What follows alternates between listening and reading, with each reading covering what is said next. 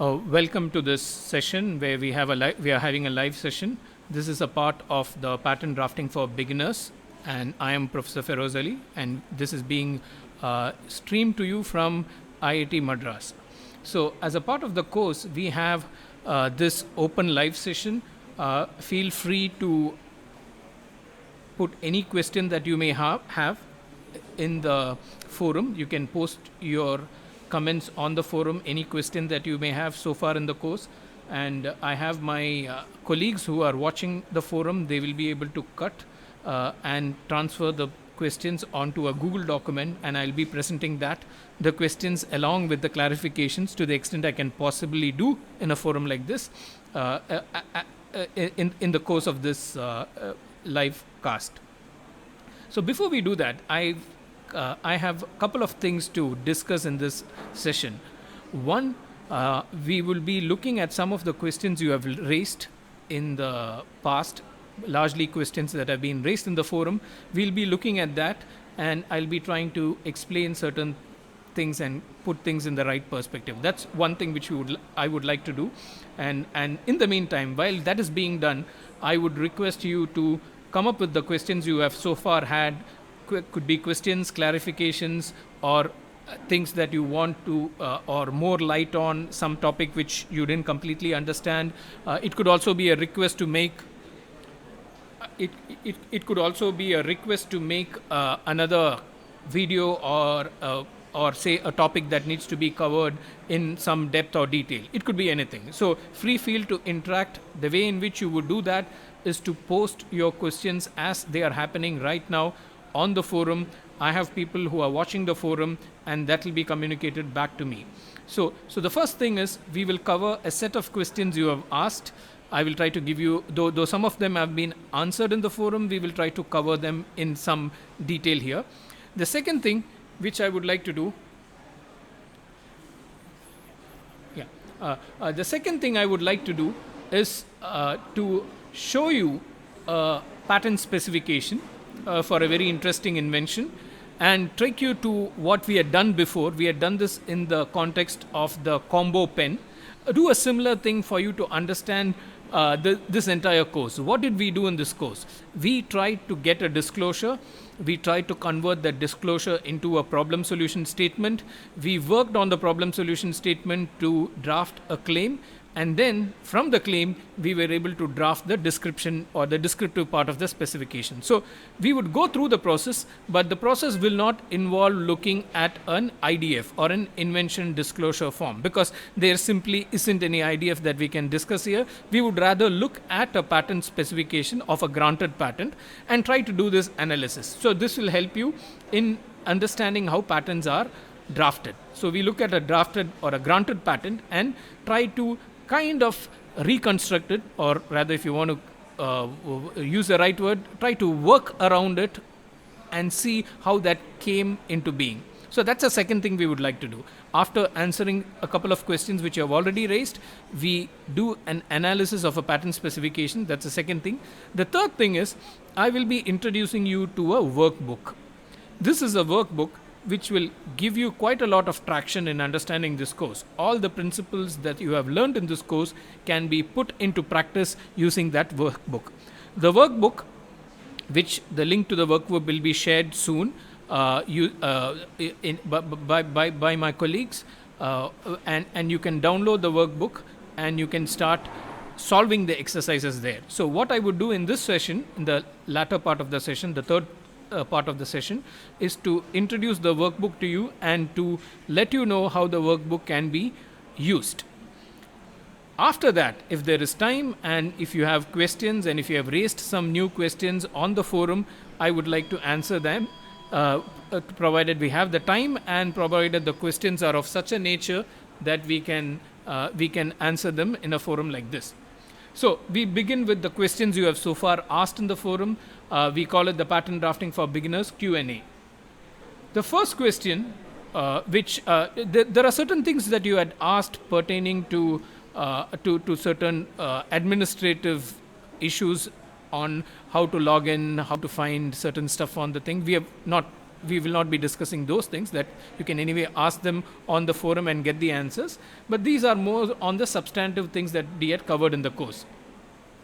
Some of them don't pertain to drafting. There are general patent law issues, but I'm just taking them up and answering them. Can board games be patentable, or can board games be patented? Again, I've just reproduced the question in the way in which you have answered it. So if the questions are not do not make complete grammatical sense, probably that's the reason behind it is I didn't edit them. So can board games be patentable? No. Board games cannot be patented because a method of playing a game cannot be patented under section 3M of the Act. Now that is the short answer. But can toys be patented? Definitely yes. So it depends on what you are trying to cover in your patent. If your patent is going to cover a method of playing a game, which is a process claim, or what we had discussed as a method claim, it certainly will not qualify for a patent grant, because claims for a method of playing a game are prohibited under the Patents Act section 3M. But if you want to cover the apparatus or the product, which is the toy or the game board itself, then it can be patented provided it satisfies the conditions of patentability. Next question.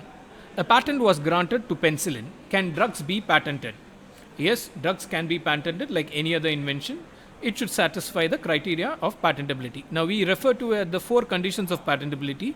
We refer to the 3 positive conditions, that the invention should involve, should be novel, it should involve an inventive step, and it should be capable of industrial application. These are the 3 positive criteria, or the positive conditions. The negative condition is that the invention should not fall within the exceptions. Exceptions contained in section 3 and 4, exceptions to patentability. So this is together what we refer to as the 4 conditions. There was a change in the law, because before 1995, before India became a party to the WTO, the World Trade Organization, and before India became a signatory to the TRIPS agreement. TRIPS refers to trade related aspects of intellectual property rights. The TRIPS agreement is a part of the WTO regime. Before India became a party signatory to it, we had only process protection for pharmaceuticals and drugs. So I can understand this question being asked. The law was different before 1995. Now it's the same as any other invention. So earlier, before 95, you could have a protection, a patent protection only for a process of making a drug. The product itself could not be patented because the law did not allow for such patents to be granted. The next question is on the Invention Disclosure Form, or the IDF. And we had mentioned the IDF in various parts of our courses. We have said how to get a disclosure from the IDF. So somebody had this question. Is there a dedicated form given by IPO for Invention Disclosure Form? What is the form number?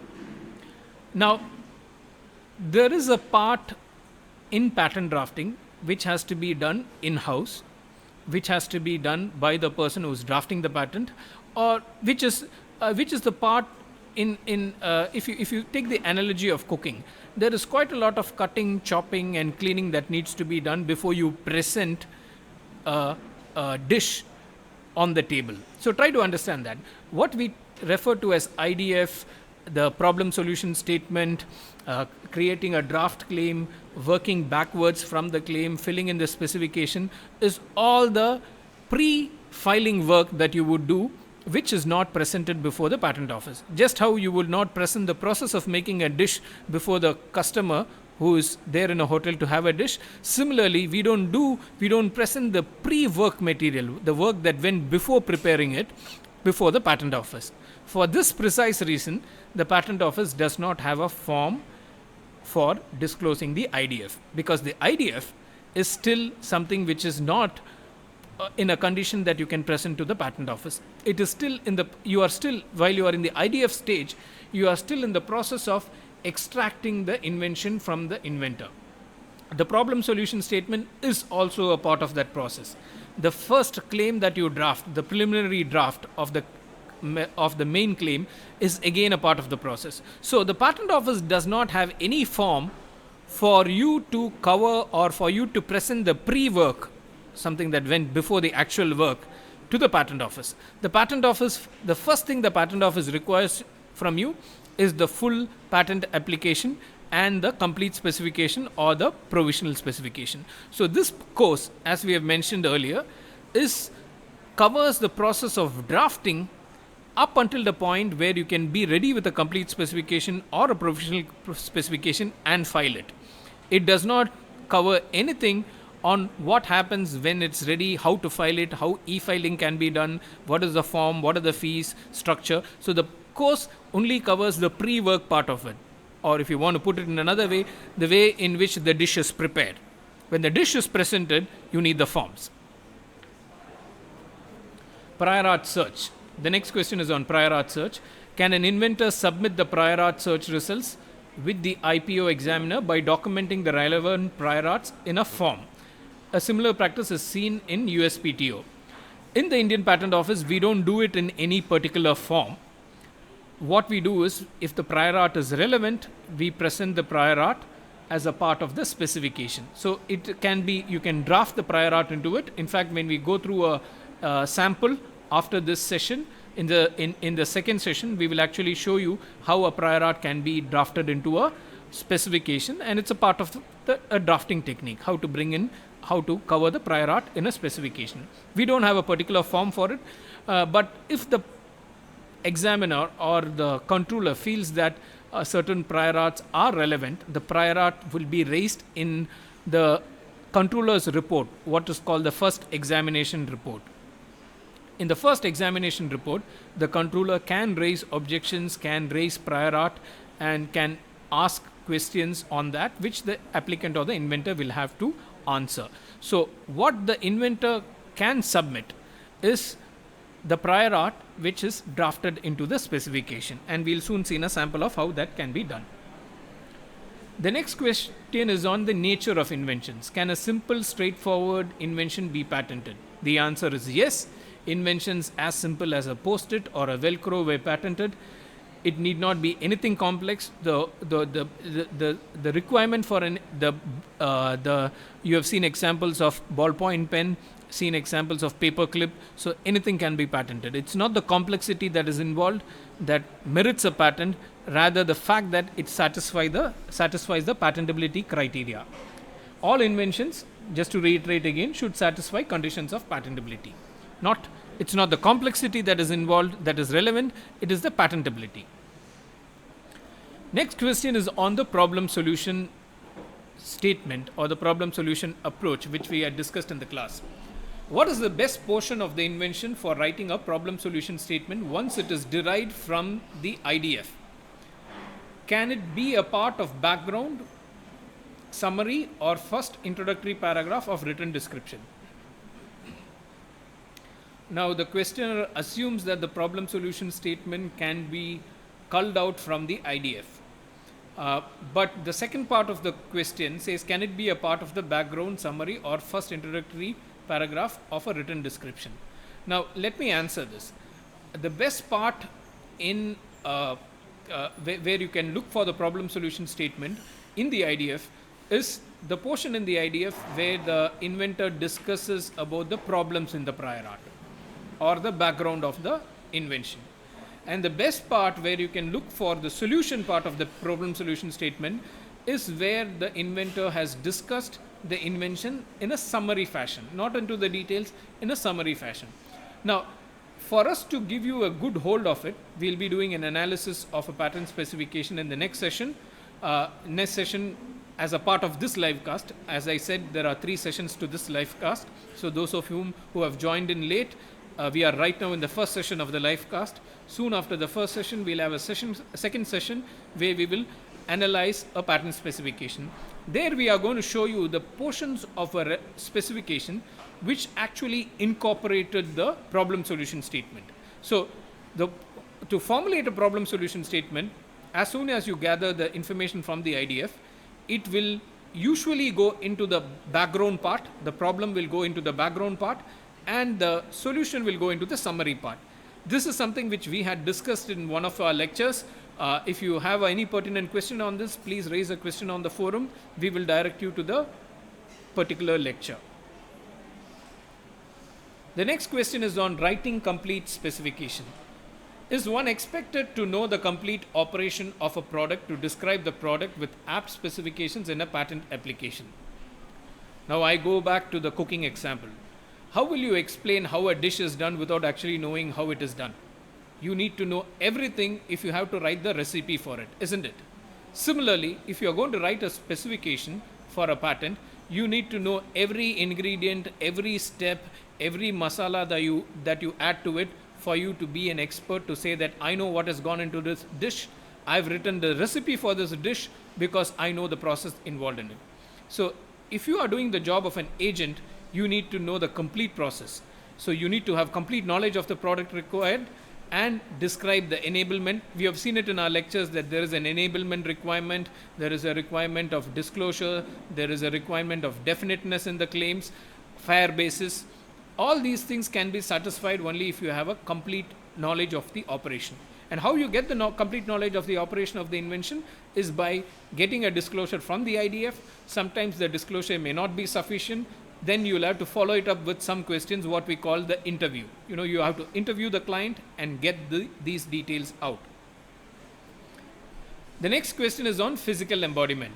Is physical embodiment an essential criteria required for filling up patent forms? Now, this question is quite broad. Now, we understand this as a physical embodiment which requires you to describe the physical embodiment in filling patent forms. Now, let me tell you that there is a Form 1 under the Patents Act, which is the form wherein you fill the patent application, where you have to say many things about your application, the inventor, number of inventors, whether it's a ordinary application, PCT, international application, the declaration on inventorship, many things are there. In Form 1, you also make a note on, or you make a declaration that you are in possession of the invention. If you look at Form 1 closely, you will find towards the end of the Form 1, there is a declaration where the applicants say that they are in possession of the invention. Now, what does possession mean? Possession means that you have put the invention to practice, and it also means that you have actually come up with the final version of the invention. This is not a requirement in drafting, but it's a requirement in a declaration that you make in a patent form, which is form number 1. So there is no need for you to present the physical embodiment, say take a working model and walk into the patent office. That's not required. But what is required from your end is to make a declaration stating that I am in possession of this invention. Now that's one thing.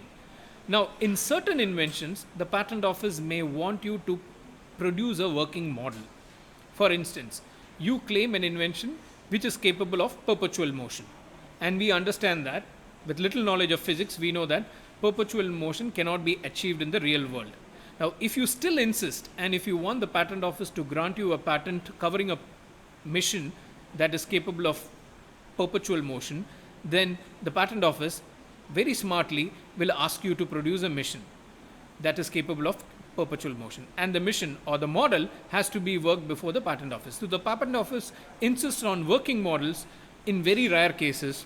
One case is where you claim something which is physically impossible. So normally there is no requirement for you to physical or to disclose the physical embodiment, because the physical embodiment will be covered in the claim, and you may have a dependent claim. We had covered this in the class. You may have a dependent claim to cover a particular physical embodiment. Say you have a commercial sale of your product. Your invention will be crafted, the main claim will be drafted in a very broad language. What we call, it will be elevated to the level of a concept and will be covered in your main claim.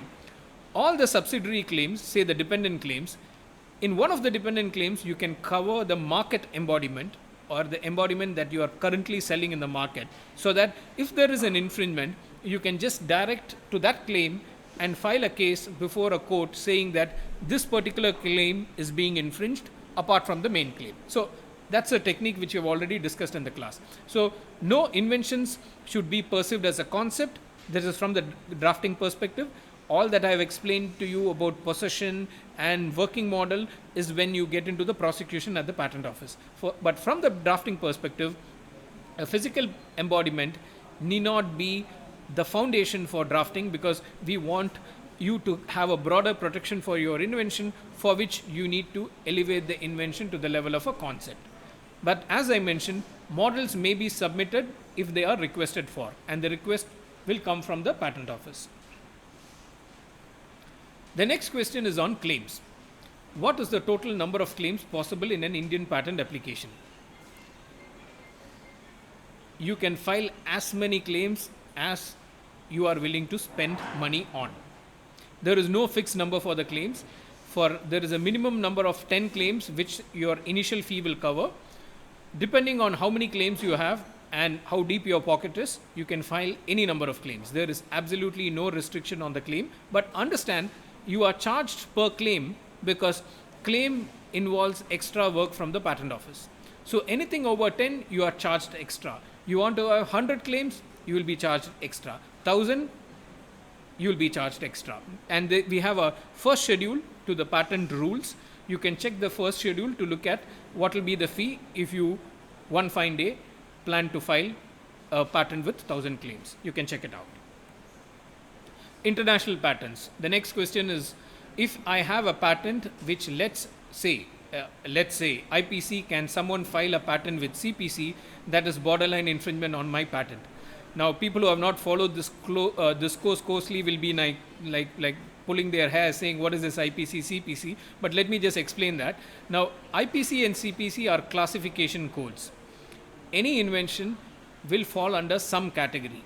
Now, if it's a cricket bat, it falls under apparatus for playing a game. If it is a game board, it again falls under an apparatus. It falls under a broader classification. Now, students of science will know that every species belongs to a genus, and genus belongs to a family, and that belongs to finally to an animal kingdom itself. So you know the classification. Similarly, any invention can be put under a classification. So we have two codes, IPC and CPC, and the codes do nothing but they classify your invention. So if you go by the IPC code, it classifies your invention and it gives you a code.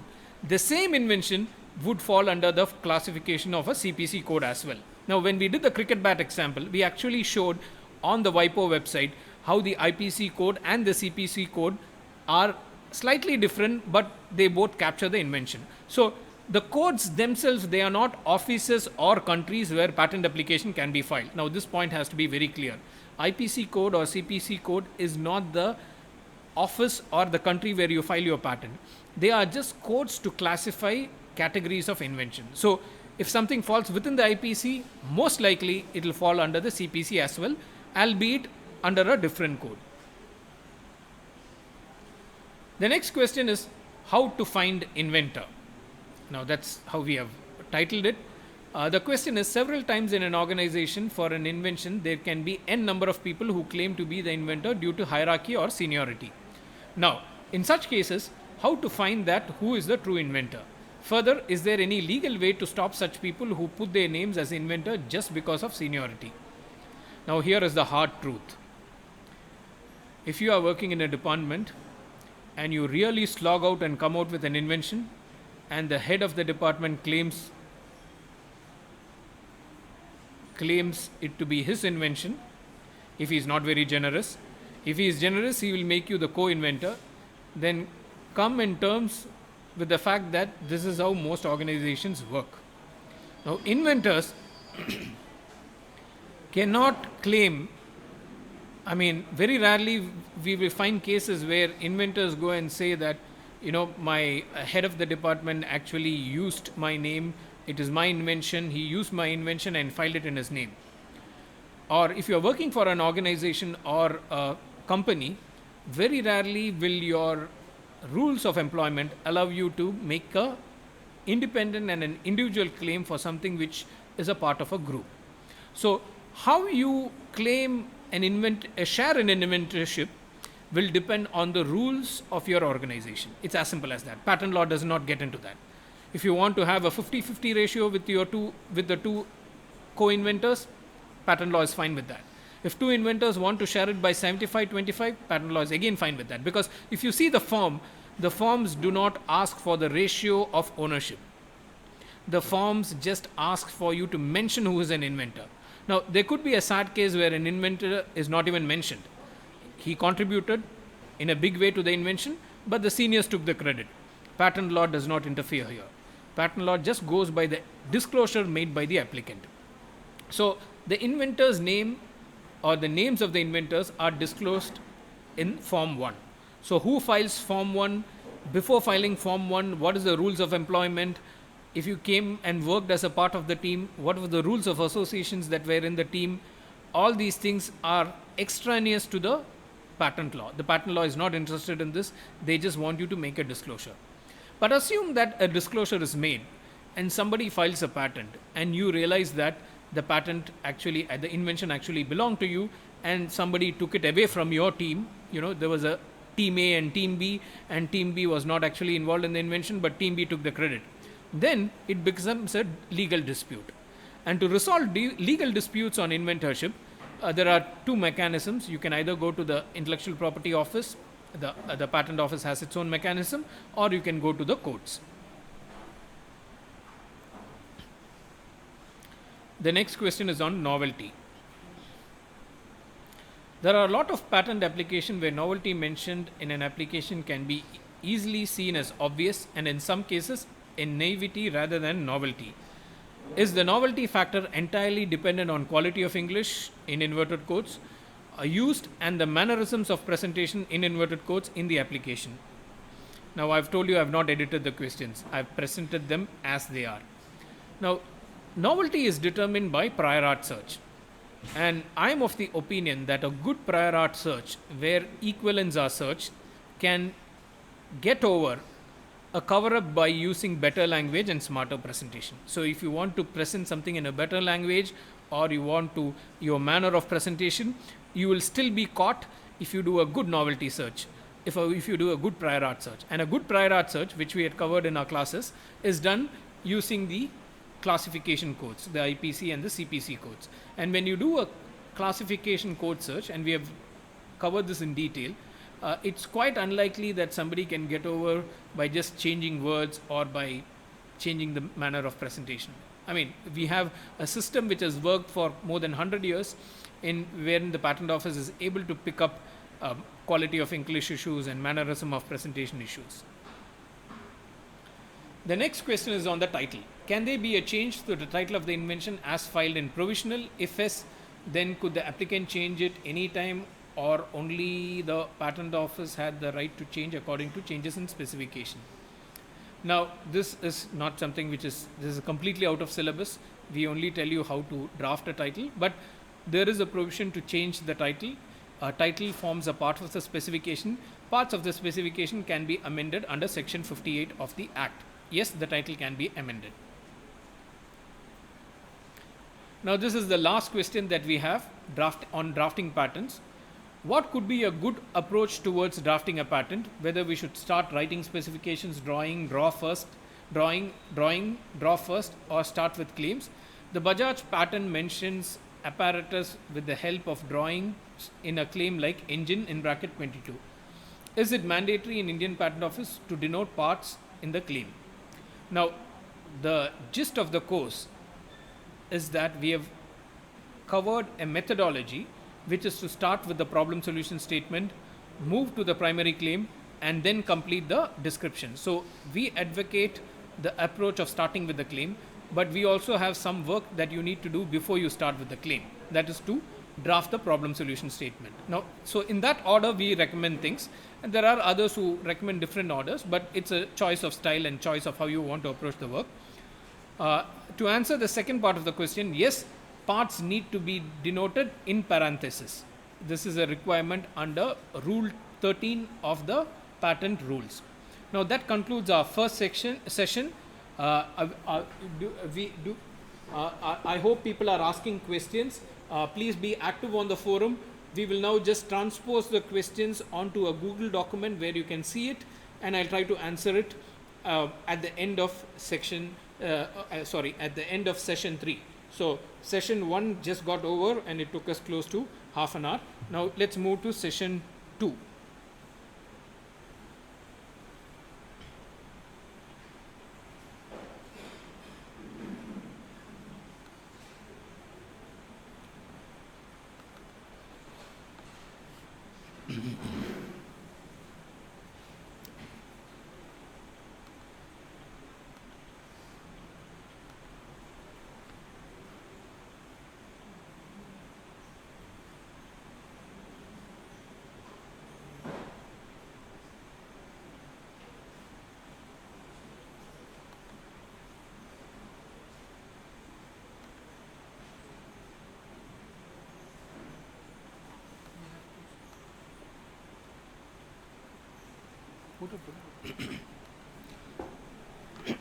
Welcome back. Now we start session 2 of our live cast.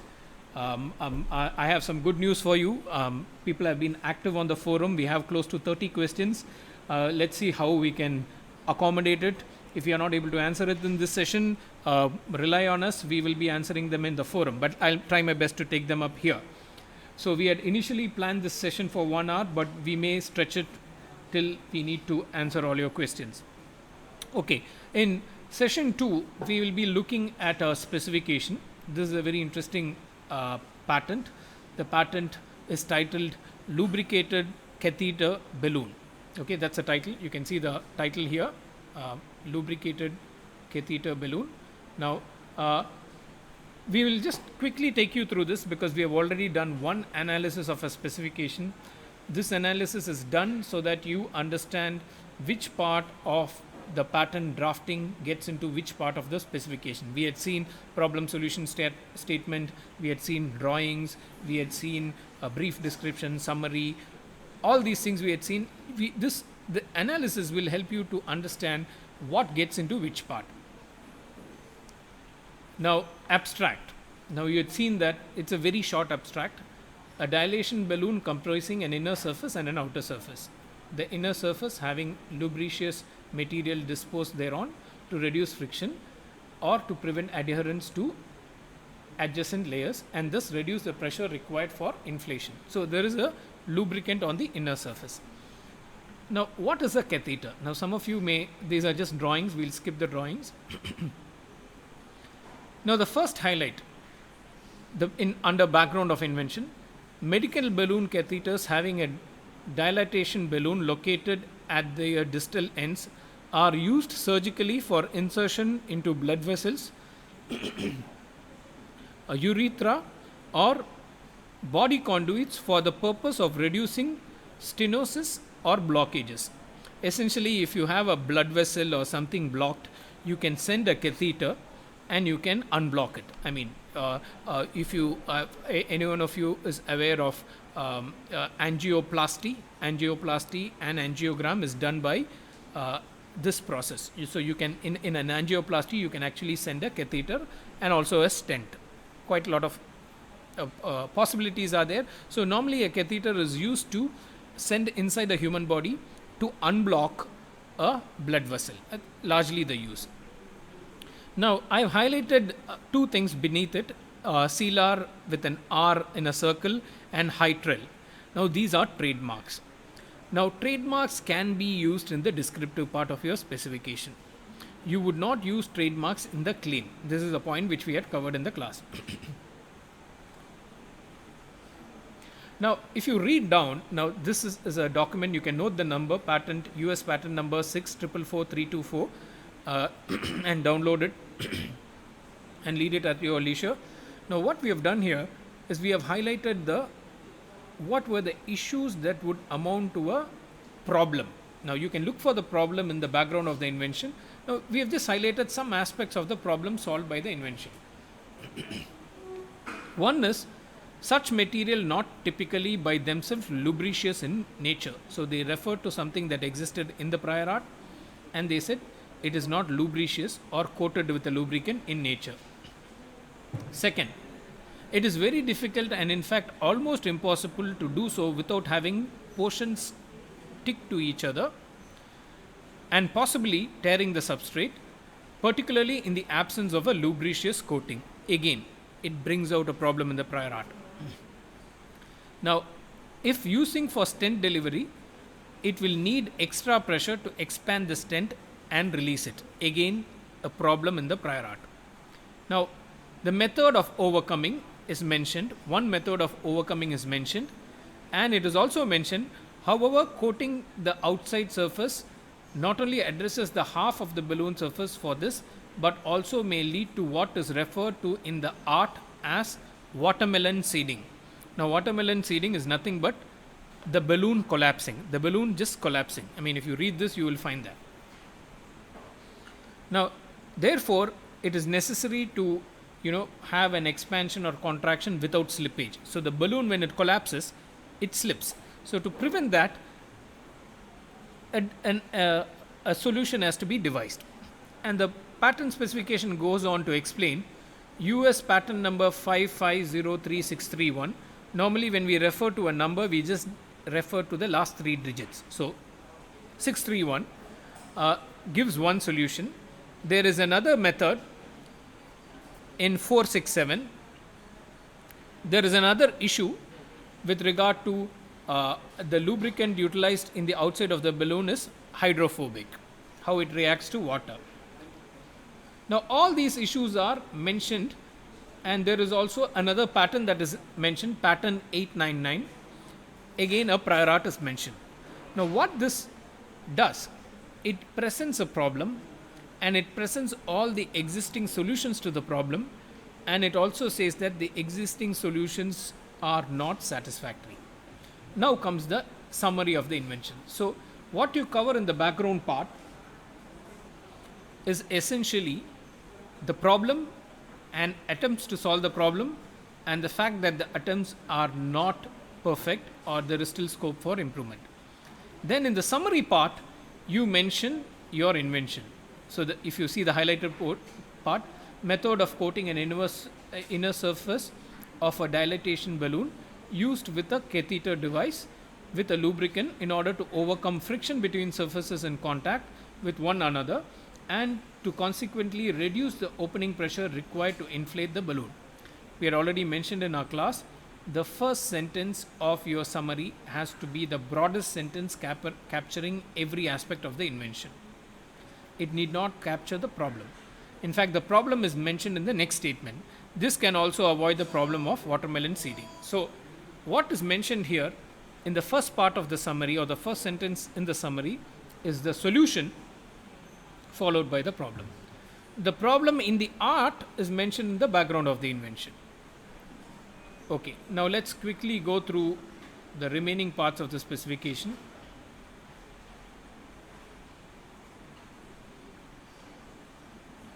Now we come to the claims. Now the claims, all you need to know is the claims we have mentioned. There is a preamble, a transition, and a body. The transition is highlighted in yellow in claim 1. What is before the transition is the preamble, and what is after the transition is the body. Now you can read it. I've just highlighted the different types of transition. In claim 2 is a dependent claim because it refers to claim 1, and the transition used is wherein. Now when you use wherein, you normally get into the detail of something which you have already mentioned. Okay, the dilatation balloon is already mentioned, wherein said balloon comprises a thermoplastic polymeric material. So you know that wherein is going to give you some detail about what is already covered. Okay, so comprising enumerates the parts or the elements, whereas wherein brings some additional information about what you have already covered. Now again, in 5 you have comprising, having, and comprising. Look at this sequence. A dilatation balloon comprising an inner surface and an outer surface. Now that's complete. Said inner surface, that's the second clause. Having, again that further splits a lubricious material comprising. The lubricious material is further described with the word comprising. So you can see in a tapering way how one leads to another. First, comprising leads to two parts. Said inner surface having mentions the first part. Lubricious material comprising gives detail about the lubricious material. So it is in a what you call it, it's as we go down, the detail keeps increasing, or rather you can say the claim becomes narrower and narrower with every transition. Now 6, you have a wherein followed by a comprises transition. Now bear in mind, when we use a comprises transition, it is different from a comprising transition. The comprising is what we refer to as an open-ended. When you say comprises, it's it, there's nothing more to it. So if you want to close the loop, then you use a comprises language. Then 7 is wherein, 8 again wherein, 9, 10. So you will see that wherever wherein is used, it's a dependent claim. You can actually see that. 14 again, it's a combination of comprising and having. And 20 again wherein 22 a combination of comprising and wherein comprising an inner surface wherein the inner surface has at least the components are mentioned. So you can see the way in which the transitions are used. Dilation, the last one, it's a comprising claim. Okay, that brings us to the end of our second session, and in the next session, the third session, we will look at the exercise workbook. The workbook which we will be sharing with you so that you can put all the things that you have learned in the lectures into practice.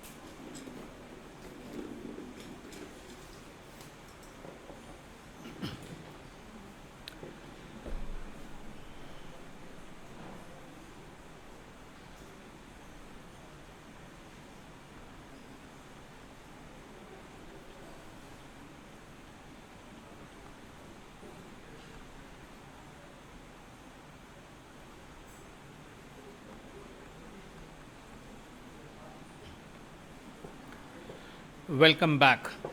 We are in the third session of our live streaming. You are watching the live streaming from the Patent Drafting for Beginners course from NPTEL, and this is being lively streamed from IIT Madras, and I'm Professor Feroz. Now, this is the workbook to which we will be sharing a link with you. This essentially is a patent drafting workbook which allows you to test all the things that you learned in class. Now, we have what is here, a pencil and an eraser. That's the problem. You have to fill the inventive concept. What is the inventive concept behind it? So inventive concept is not the physical embodiment. It is something which is all comprehensive concept which covers the entire invention. So it's a broad level concept about which we had discussed. Then you'll have to draft a problem solution statement and then claims. So when we ask you to draft the claims, you should at least have a minimum of 3 claims: an independent claim, a dependent claim, and another dependent claim, so that we understand, so that you know how these things work, how the claims can be structured, how they can be ordered. So this, you may ask, how do we do this? You do this by reading this excerpt. So we have given you an excerpt and a drawing. Based on this, you need to do this exercise. So similarly, this is something which we have covered in class. The combination pen, again you can take a shot at drafting the claims for it. Then we have a toilet article. Again, we want you to come up with the inventive concept, problem solution statement, and claims by reading this excerpt. Again, there's a drawing next to it, along with it. Now, bottle sealing device, same thing. There is an inventive concept, there is a claim, and an excerpt. You read the excerpt and try to create the fill in the remaining, and you have drawings to help you also. There is a window cleaning device. Now, I will quickly take you through it.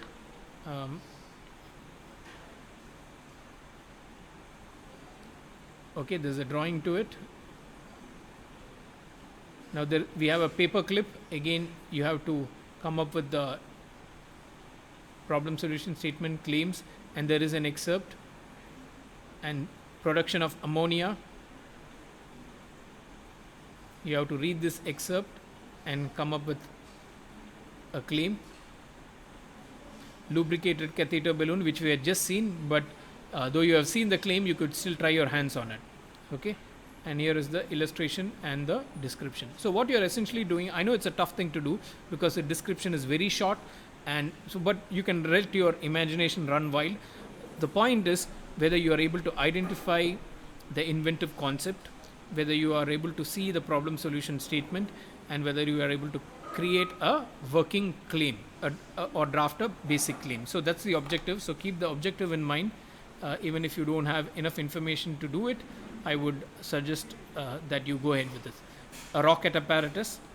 Rocket apparatus will have an excerpt, and you can look at the excerpt and do it.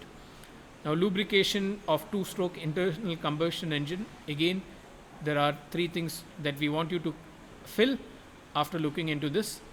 And a method of preparing food. Looks like that's the last invention. Yeah. Now, we'll be sharing this on our forum. So please download it and go through this. If you need another session, we can have another live session on another day, wherein I can explain this, and if you have any further questions on the forum, I can also answer that. So the next live session is completely dependent on the interest that you show. If you find that this needs to be discussed in detail, and if there are enough requests, I can't say Facebook likes, but if there are enough requests, then we would probably take this up and do it in a separate live session, which will be informed in advance. So this was the session 3, which we have now covered. Now let us look at the questions that you have raised.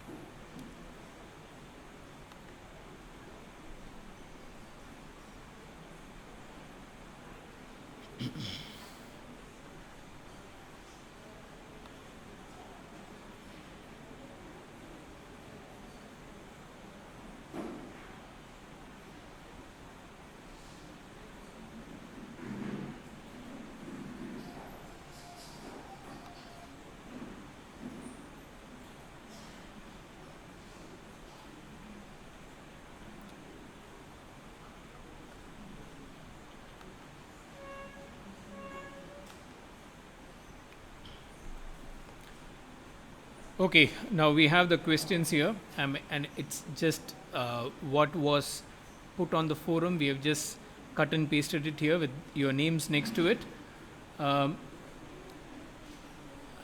Chandana has raised this question: what can be one-shot SOP for taking a patent to commercialization once filed, especially for academic-oriented patents in universities? Now, anything that is not on drafting, we will keep it, we will answer it later, because this is a live session. So I would want to concentrate on the questions pertaining to the course. So let's move to the drafting related questions. So the next question is by Shiv Shankar. We have to draft a claim in such a way that the product process that we claim is novel to clear the statutory requirement. Keeping this in mind, when an independent claim is drafted, can it be read with dependent claims to establish novelty, or that the independent claim should itself be sufficient to establish novelty? The independent claim should itself demonstrate novelty, because the independent claim is what should stand a scrutiny on its own. So independent, we call it independent, it need not need any support. So the moment you say that something has to be read together for it to make sense, or even to analyze novelty or inventive step, then it defeats the purpose. So it has to stand on its own. When giving a range, say for temperature or pH, what should be the criteria to present such information in the claim part? Mainly for a process claim, such parameters have been defined, so it is generally required to test the process for both the range limits. Now, if I understand this question correctly, now you would arrange, so the question of range is completely based on what the prior art has done. If the prior art has not done anything at all, you can claim any range. I mean, it's like, it's like you are the first person there in the domain and you can claim anything. Now, if the prior art is already populated, then the prior art will not allow you to claim something as unique. So, mentioning a range will depend on what is the technology you are dealing with and whether the technology allows you to, the prior art allows you to do that, and more importantly, will you achieve that particular result in claiming. Now, if I cannot make a claim that the water will boil between 50 degrees centigrade and 120. No, I have to be precise, because where water starts boiling has to be mentioned clearly. So, your technology or your field will determine what range you are going to claim. So, it's generally required to test the process. Yes, you have to test the process. It is required because we know that there is a requirement in the claim that it should enable a person to work the invention. Because you have the enablement requirement, you cannot put a claim which looks fantastic on paper, or to say that, okay, I would like to claim much broader than what it really is. So, we had covered this in the class on enablement, that you can only claim what you have enabled. Sorry.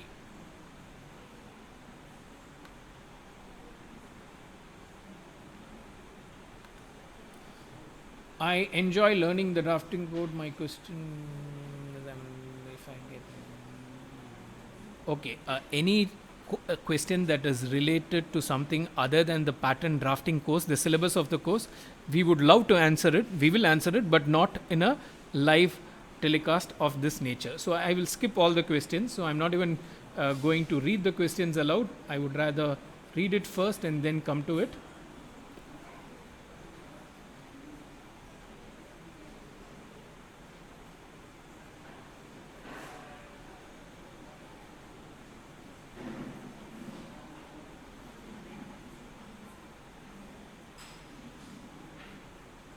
Okay. Rohit Singh asked, generally the body elements in the claim are separated by the semicolon.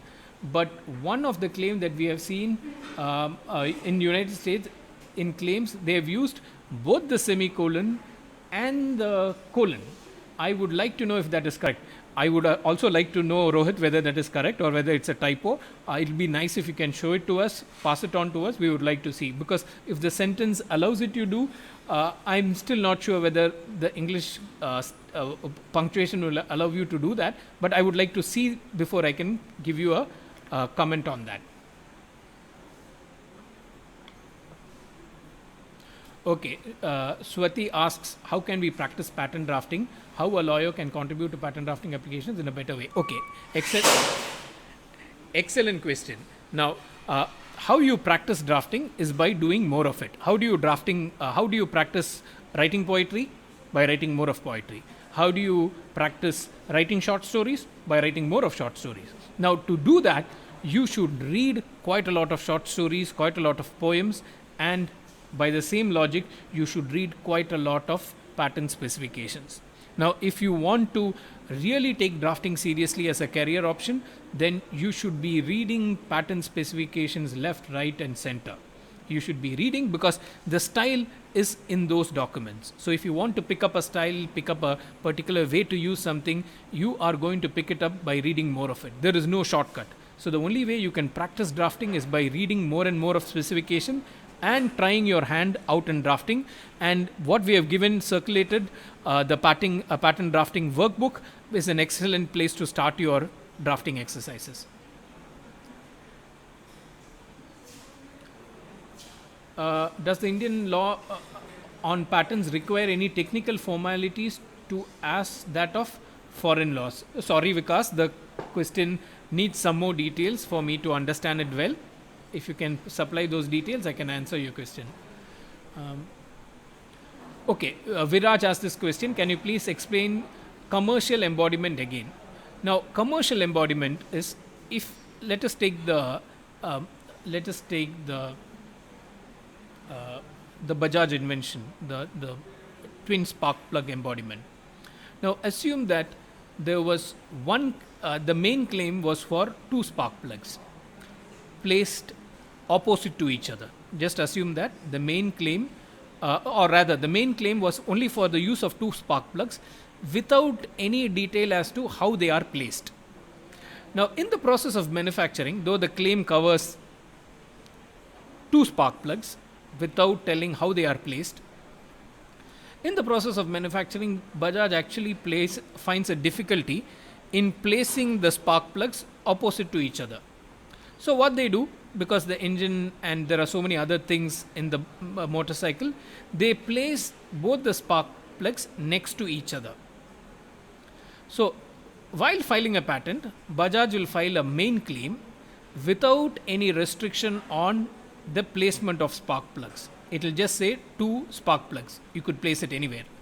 But Bajaj, because it has a commercial embodiment, which is the bikes with that engine which are being sold in the market, Discover or Pulsar or whatever you call it, you would now want a claim to cover your commercial embodiment because you don't want TVS or others to be using it.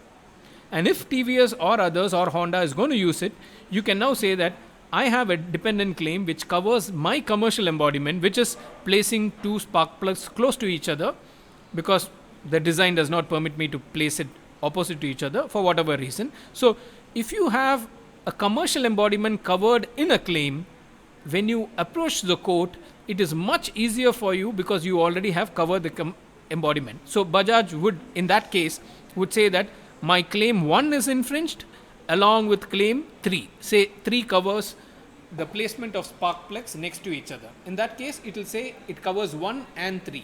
So the advantage of covering an embodiment, a commercial embodiment, is that the commercial embodiment will allow you tomorrow when you are enforcing the patent to raise a dispute and say that my commercial embodiment is covered in claim 3, which you would not do if you have not claimed the commercial embodiment. So it's good practice that you have your main claim at the concept level, at a high level, and you further have claims or what we call dependent claims which covers a commercial embodiment.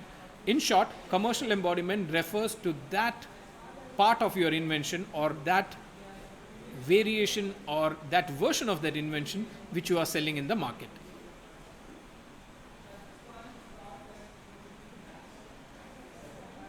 All questions on application of patents are, I'm sorry, it's out of syllabus. We have another course running in parallel.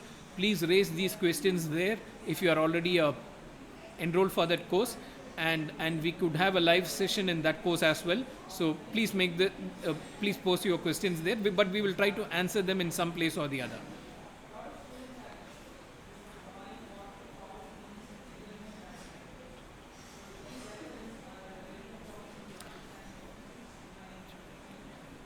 Tachani has a question. It was told in the lecture that the claims are traditionally written in a single sentence. Tachani, you were told the truth. Yes, they are still written in this, not just traditionally, they are still written in a single sentence. Does it mean that it can be written otherwise also in more than one sentence, or is there a rule to be followed? It is a rule to be followed, though I cannot point you which rule in the patent rules, but if you look at the manual, the patent office has a manual, which is called the Patent Office Manual. The manual says the sentence has to be in a single sentence. So there are certain things that are a part of the act, there are certain things that are contained in the rules, there are certain things that are done by convention. But conventionally, it is done as a single sentence, and that is, you will find that captured in the manual. Patent Office Manual has the manual says that it has to be in one sentence.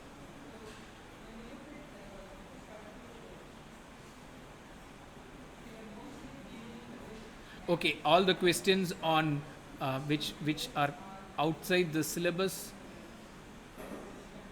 because we have a parallel course running which is on patent law for engineers and scientists, and I would, if you are already enrolled for that course, I would want you to raise these questions there.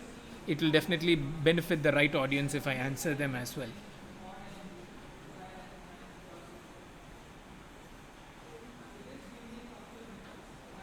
How to search the exact number of claims in granted or published patent. Now, we have shown you how to look for the claims part in the Indian Patent Office, and you can easily find that in the, if you do a search on USPTO, that's a United States Patent Office, or a Google patent search. Google has a patents database. Patents.google.com is the database of patents. You will find the claims at the end of the document, and they are numbered in sequence. So you will find the exact number once you get the complete specification.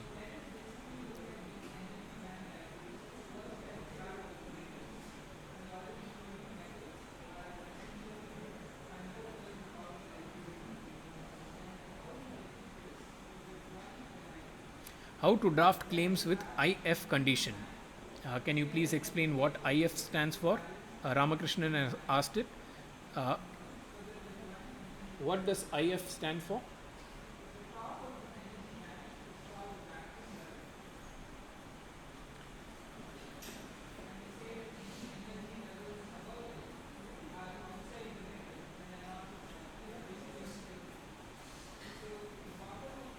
Okay, Manish asked this question. Can you please upload 2 or 3 case studies slowly explaining the drafting a patent step by step for beginners to learn from the video tutorial? It will be a great help.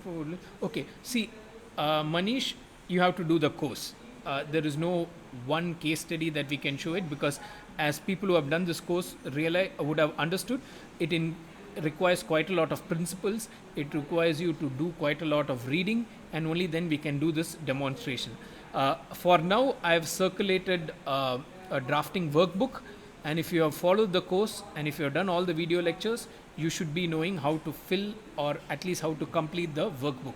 If you can do the workbook, you are much closer to drafting a specification on your own. I'm at a loss because I cannot. This is a course which has taken more than 7 hours of lectures, so it cannot be done in a step-by-step process, because for me to even do the drafting, I need to show you at least an IDF, or I need to show the background information based on which I'm doing the drafting. Drought in transition word. Priya has this question, whether it should be consists or consisting, of which limits the scope. See, you could as we just showed in the example of comprising and comprises, if you are going to close a loop, you can use comprises. Similarly, consists. If you are going to keep it open, then you would say consisting. So when you use consisting, then you will normally use having as a follow-up transition and as a wherein as a follow-up transition. If you are not going to do any further transitions, then you would do consists. So if you are not going to do any further transition, you would do comprises. So this we have just explained in the earlier analysis in session 2. Today we had already explained that. ING is required to keep it in the working form. So ING is the most preferred way to do it, and ING is the way in which the language is kept in a way in which you can open it for other things. So you say comprising, you can follow it up with a having if necessary, and you can also bring in the wherein part. So if you want to use multiple transitions in the same claim, you will use ING, and if you see practice, ING is the most common form used. We have not covered means plus function in our course. It will require quite a lot of explanation for us to do. So we have just said that there could be a means of doing a particular thing followed by a function. For instance, if you say a heater for heating, so that is the means, a means for heating, wherein the object is heated at this temperature. So that is a means plus function clause rather than a claim in itself. And it just says complexity about means. I mean, you just made a passing statement, and Harish, and if it's a pertinent question, I need more information to answer that.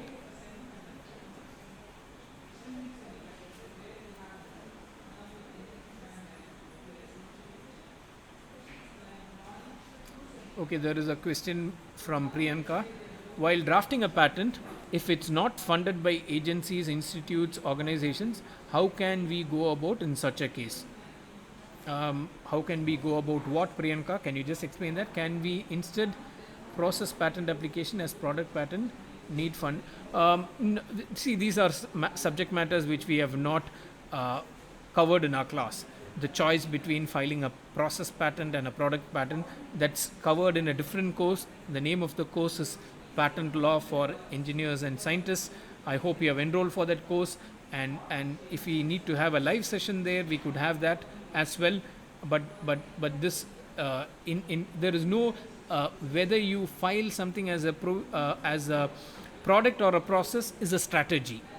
There's no drafting technique involved there, which we have not which we have covered in our lessons.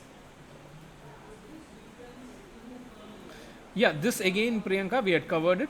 The transition comprising can be open-ended, consists of can be close-ended. So normally in chemical inventions you'll see consists of, because the chemical compound only consists of that and nothing more. So close-ended in that way, you can use this transition. Yes, we have covered it in our lecture.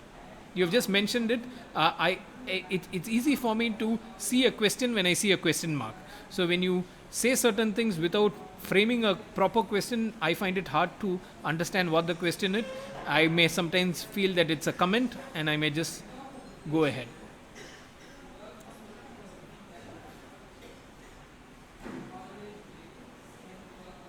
Again, the questions on time for grant and norms for, they are simply beyond this course. I'm just concentrating on, there are many questions, so I'm just concentrating on the ones that are relevant to the course. Okay, prosecution, information on prosecution history, estoppel in India, doctrine of equivalence, Festo case. As I'm not able to grasp the content from the net, can you please provide information in simple terms? Also, please give guidance on jobs in patent drafting. Okay, fine. Okay. Career advice will be done through the forum or through other channels that we have. But right now, I want to tell you that Festo case and estoppel and doctrine of equivalence, there is some material on the internet. We will make a note of this in the forum, and we will give you the links so that you can get more information on this. Bessie asks, can we have some drafting exercises, please? Bessie, before you ask the question, I've already shared my workbook. The link to the workbook will appear in the forum. So that will be your drafting exercise. And if you want to, as I've already mentioned, the more patterns you read and the more attempts you do in drafting, just reading, all you need to do is just cover the claims, read the specification, and try to draft your own claims. That can be done on your own. There's a question on basics of drafting. I don't know what the question is, but it was just mentioned. I'm just giving you a chance to clarify a question. I need some statement with the question tag at the end so that I know that's a question. How to search the exact number of claims in published, there's a video lecture on it. Please go back and see it. How to do it on India. There are lectures on search. Please watch the video. The difference between consists and consisting and ing, we have already covered that. If you missed it, you can see the recording of this video. We have already covered. Again, there is a query on doctrine of equivalent, prosecution, history, estoppel. Don't worry about Wikipedia. We will send the link to something which is more concrete. So we will be sending the links to prosecution, history, estoppel, the doctrine of equivalent, and the Festo case. But we won't be sending you Wikipedia. We understand that you have a difficulty in grasping the content in Wikipedia, because Wikipedia can be edited by multiple people, so many a times the flow may not be there. So what we would do is we will send you other material, links on the internet, so that you can follow it up. So we will be posting, this question has come repeatedly, prosecution history, estoppel, doctrine of equivalent, and Festo case. We'll be posting links which you can read and understand. We'll also be sending the link to the patent drafting workbook. Again, matters that are beyond the lectures or the syllabus of this course, I'm not going to take them now, but I'm not saying I won't answer them. We will answer them. We have a WhatsApp forum in which people actively ask questions. We can add you there. We have beyond this course, we have a Facebook page which will continue even beyond this course. So we can answer questions which are outside the syllabus. The Facebook link, we have circulated this Facebook link. The page is there in the forum. So once you get there and ask the questions there, we can answer it there. Again, we are only concentrating on questions on drafting right now. Okay, what is the most, Madhu asked this question, what is the most important skill required to draft patents application except that spectacular language and associated techniques, and how to write how the writing skill should be developed? Now, you don't need a spectacular language skill or a vocabulary which is like Shashi Tharoor's. There is quite a lot of following on Twitter on the word the MP Mr. Shashi Tharoor uses. So I like some of the words he uses as well.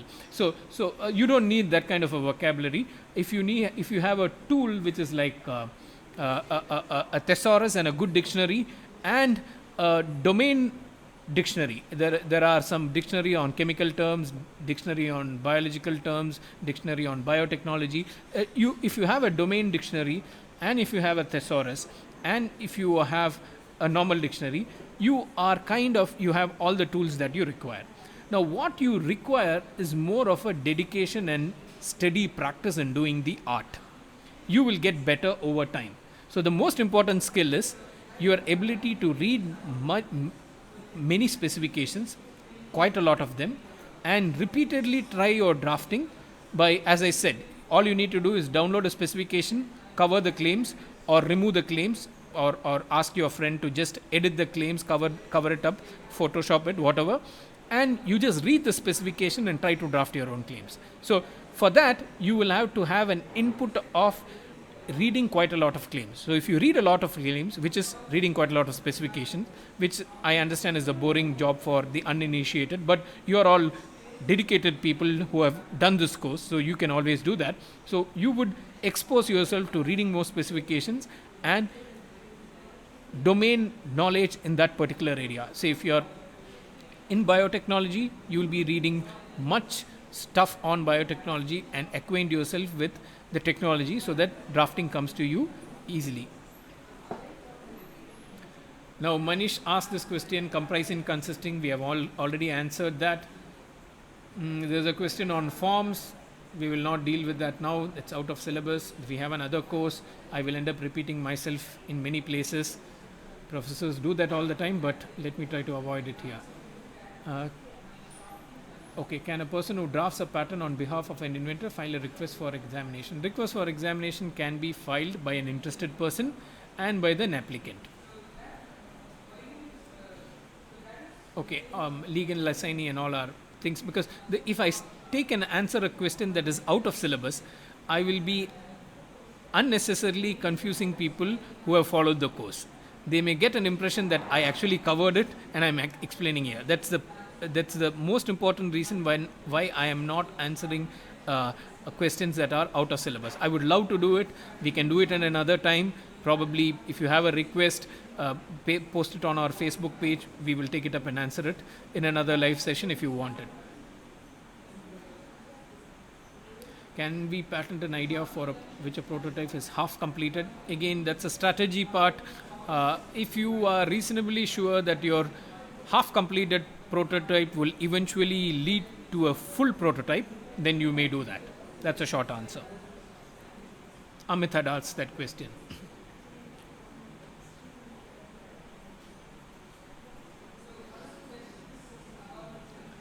Kumuta has this question, whether claims can be written under provisional or complete. Claims are not mandatory for the provisional, but if you want to file a provisional with the claims, again it's your call, but claims are a must when you file a complete. So I will put it this way, claims are optional in a provisional. The idea of a provisional is to make the disclosure and file it quickly. If you get into claim drafting, it is time consuming, as you all would have figured it now. So the best way to file a provisional is without the claims. Can I attach simulation results in your patent specification? Yes, but in some kind of a pictorial representation. You can have graphs, you can have charts. There are quite a lot of things you can include in the drawings, and if it is relevant, whatever you include needs to be described as well. So that brings us to the end. We have completed all the questions. If you have any further questions, I would assume that you would have raised it in the forum. So any follow up on this, you could again raise the questions in the forum. For now, we have gone beyond the time that was allocated. We will just conclude this live cast.